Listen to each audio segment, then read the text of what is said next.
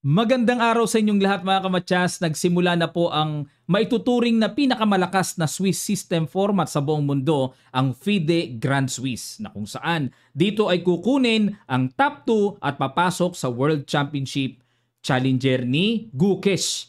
Ayan, at sa candidates po kasi kung sino mag-champion doon, siya ang haharap sa World Champion eh. Pero dito, kahit hindi na kailangan ni Gukesh ang qualifying tournament na ito, sinalihan pa rin niya. Ayun o, kitang-kita po sa lineup po, nandyan si Gukesh. At malalakas po yung mga nandyan, si Aronian, yung kondisyon, nandyan din. No? Bakit sinalihan ni World Champion? Kasi ito po yung premyuhan eh. Ang champion ay mag-uuwi ng $90,000 US dollars.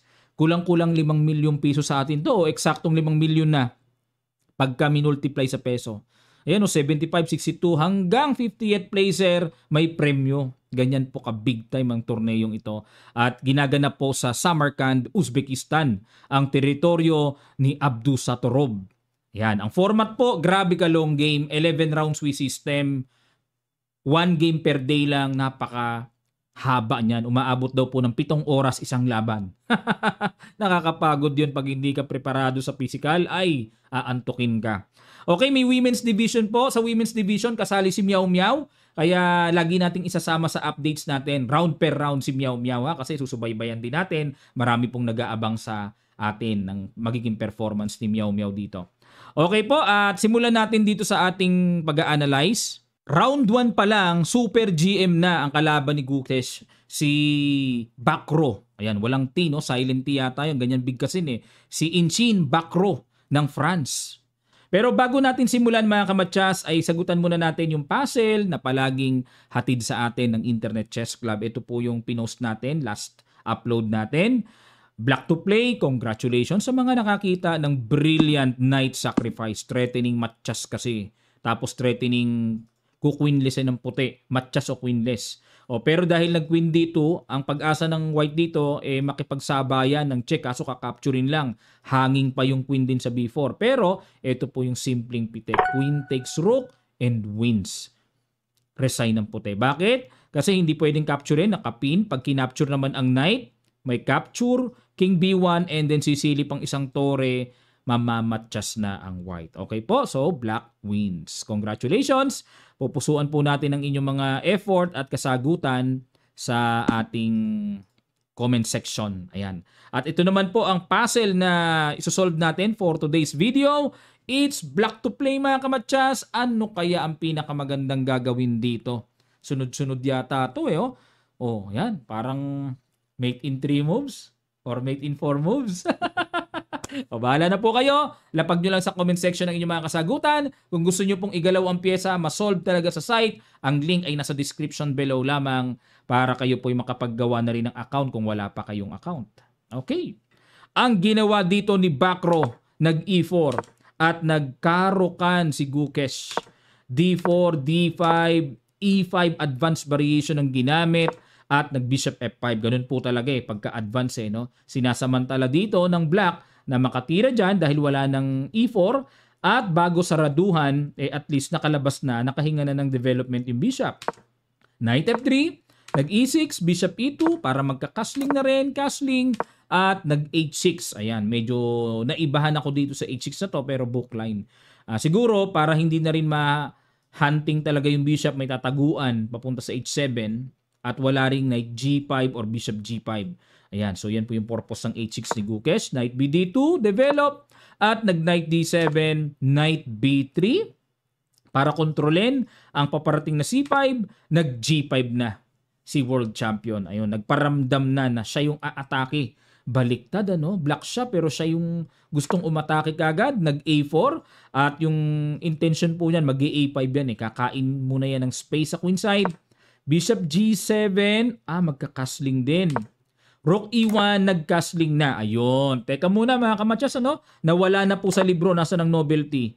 Yung castling ang novelty. Queen C7 ang nakatala pa na nangyari, exact position na ito, may tumira pa. Pero etong castling ay novelty. Wala na po sa libro, ibig sabihin. Okay? Nag-H3 para wala ring pangulit na G4 mamaya. Nag B6, ipipilit dito ni Gukesh na maka C5, no? So parang lumalabas talagang French defense ang format ng center pawns ng black. Pag naka C5 kasi French defense na Nag-bishop E3, ay abang na abang talaga. Ayaw patulakin ng C5. Nag-rook C8, itutulak pa rin yan.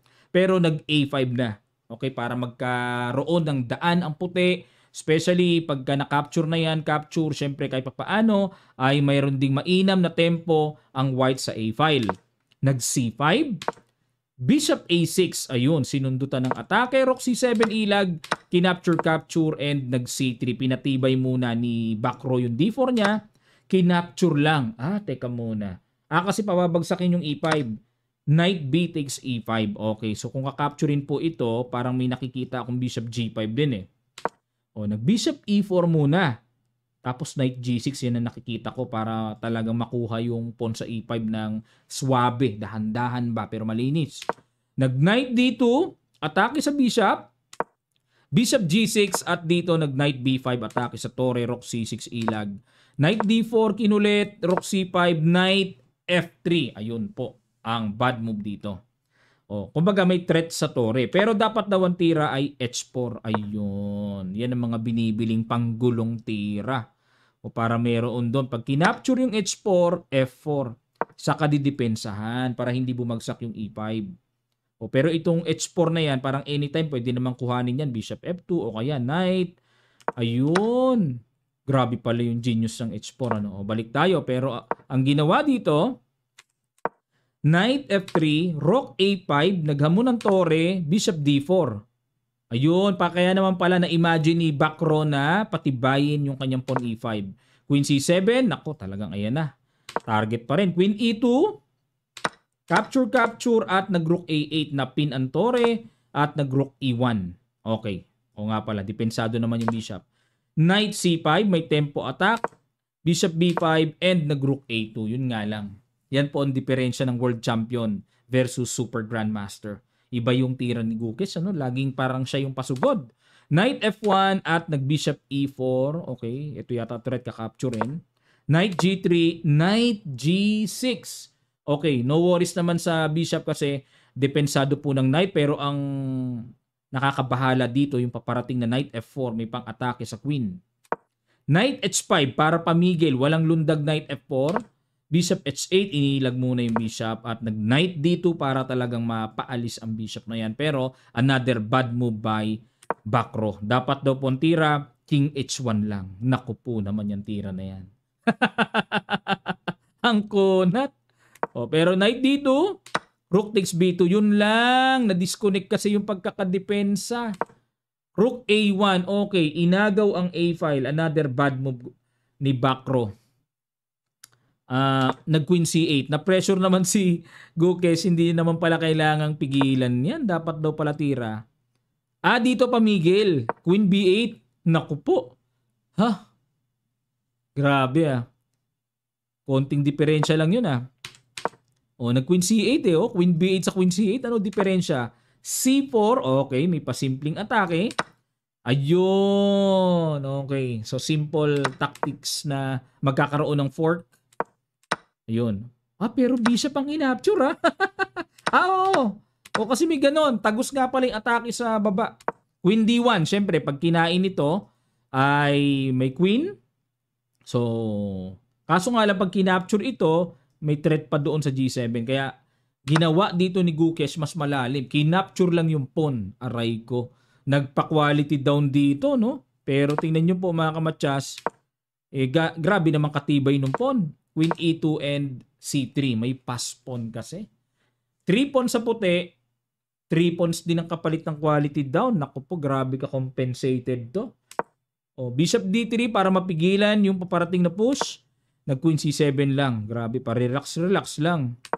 Bishop C2, check. Ayun. Ano pinagkaiba nun? King G1 at nag-King F8. Queen D3 at nag-Knight H4. Tiniret na po yung G2. Grabe. Tori yung kay Bakro pero walang magawa, Nag-F3, ayun, para takpan ang threat sa G2. Nag-Queen C5 check, King F1 at dito mga kamatsas, sige po, pakitumbukan nga ang huling binitawan ni Gukes at naparesign si Bakro. Sa ilang sandali lang, tutuloy kaagad natin. Start.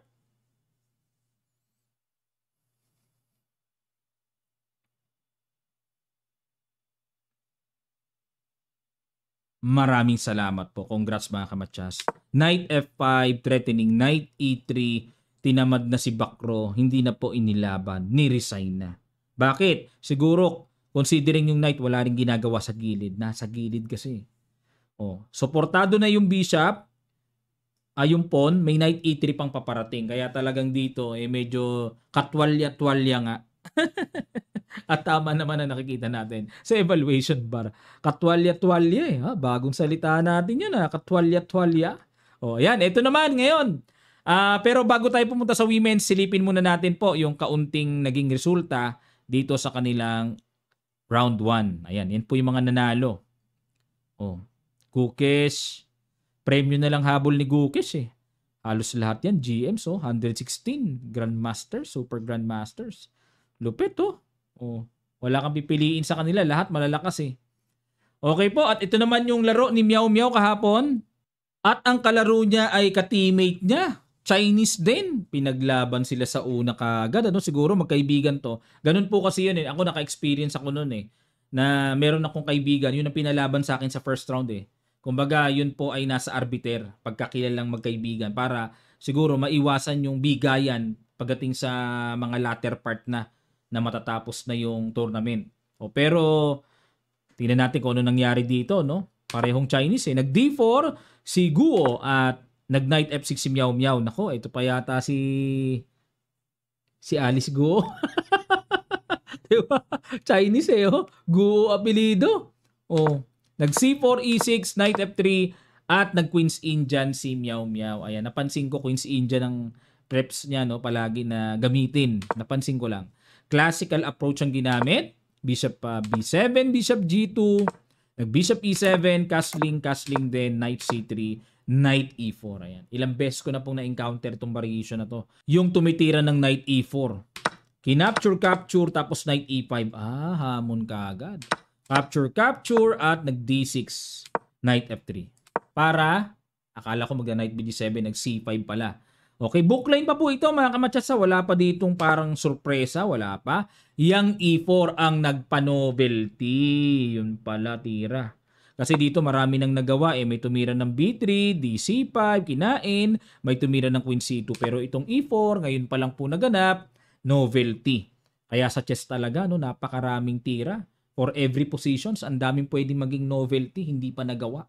Ganun po kadami ang tira sa chess, Capture, Queen C8, threat ang pawn, Queen E2 dinipensahan at nag-Knight D7, nag-Bishop E3 at nag-Rook E8, develop lang, ready lang, Rook D1, Queen B7, talasan ng mata, may threat sa E4, F3, depensa, D5, ayun, bumirake na si Meow Meow, di man lang natakot sa gitna Capture, Knight F6, okay, iniisip ko kasi capturing ng Queen, kako, nandyan ang Torre. Abay, malakas yan. O kaya nag-Knight F6 muna, yan ang ipangbabawi niya. Nag-Bishop F2 and Knight is D5, nag-Queen B5. Ayan, mukhang naniniguro na dito si Guo na makapag-Queen C6, palit Queen. Bishop C5, Rook E1 kasi mamaya may chance pumasok ang Torre kaya i-neutralize kagad ng Rook E1. Rook D8 umilag, Rook A D1, Rook A C8 at nag-A3. Okay, mag-B4 yata mamaya. Nag-G6. Okay, pasingaw lang. Extra pasingaw. Wala ring Knight F5. At nag-Queen B3. H5. Mag-H4 na. H4. Lahat ng balak ni Meow Meow. Ayaw Kumbaga, X kay Guo. Hindi umubra. Rook D7. Magbabattery. Rook D3. Rook D8. Rook ED1. Nag-A6 para mag-B5 din. At nag-Queen C2. Knight F6. Okay, threat ang Knight pero sapat naman ang depensa. Nag-B4 lang, hindi pinansin nito dahil sapat ang depensa. Bishop F8. Dito po kasi mga kamatsas, kung kayo yung nasa kalagayan ng black dito, huwag nyo pong pipiliin yung ganito yung ganyan, ka-capture dyan. Pag Bishop takes D4 niya, naku po, napakalakas ng diagonal na yan. Okay, kaya hindi biro yung ganyang kain ng kain, kailangan flexible tayo. Nag-Bishop F8 para tatapatan ng fianchetto. Knight B3 hamon, Bishop G7, exchange, at nag-Queen D3 at dito po nagkasundo ang dalawa ng tabla. Siguro nagkasalitaan ng Chinese, ano? Paano kaya yung salitain na yun, ano? Ano? Ano ikaw? Ano gusto mo, tabla? Ganun ba? Joke lang, ah. Baka maniwala kayo. Ano, tabra? Baka nag-offer eh, no? Oo, tabra. Tabra. Kasi may narinig akong Chinese doon kasalita Tagalog. Parang yung L sa kanila nagiging R. Oo, tabra. Tabra. Parang ganun. O, ayan po mga kamatsas. At sino ba ang mga kasali dito? Nandito si Carissa Yip eh, yung taga-US. Alam ko mga lahat ng malalakas na women's player sa buong mundo nandito. Mga kamatsas. Ayan no. Kamukha ni Magnus Carlsen. Kala ko si Magnus Carlsen yung naunguna. Oh. Pero WGM yan. Yan po yung mga nanalo. Andito ba si ano? Si Eline. Ayan, si Eline Robers ng Netherlands. Yan, malakas din yan. Yung sinubaybayan natin dati. Okay, Vaishali. Ayan, yung nakalaro po natin sa bullet na in-upload ko. Ayan, ate ni Pragnananda. Okay. So, yan po mga kamatsas ang report dito sa katatapos lang ng round number 1 at antabayanan po natin yung magiging resulta pa ng mga susunod na mabigatang long game tournament mga kamatsas. Maraming salamat po at magkita-kita pa tayo sa mga susunod pang chess updates.